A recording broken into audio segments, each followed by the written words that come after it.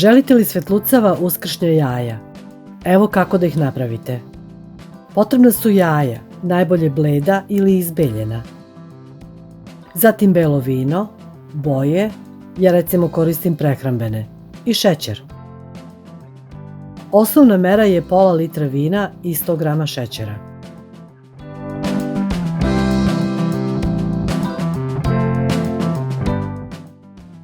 Pošto želim da vam pokažem više boja, u manje posude stavit ću 200 ml vina i 2 velike kašike šećera.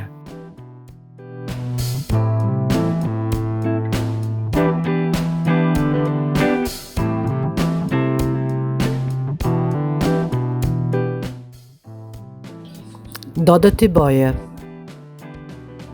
Lepo promešati pa staviti jaja.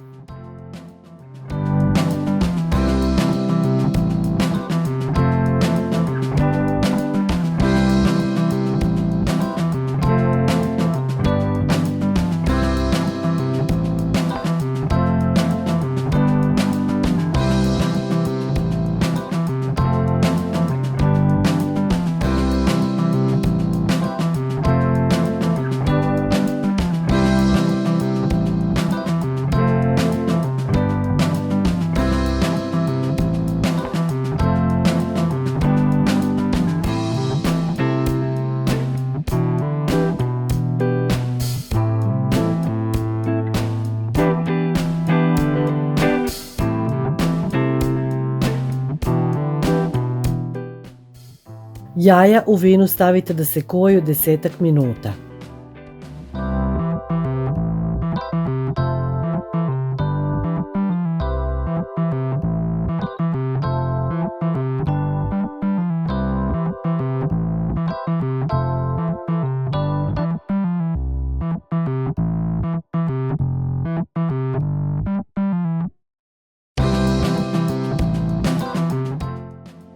Kuvana jaja dok su još topla možete prebaciti u neku drugu posudu, a i ne morate.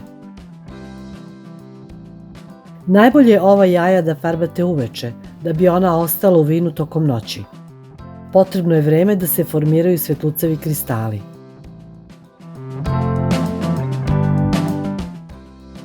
Sutradan jaja pažljivo izvadite na papirnu salvetu i ostavite da se lepo osuše. I konačan rezultat su lepo obojena jaja sa sitnim kristalima po njima.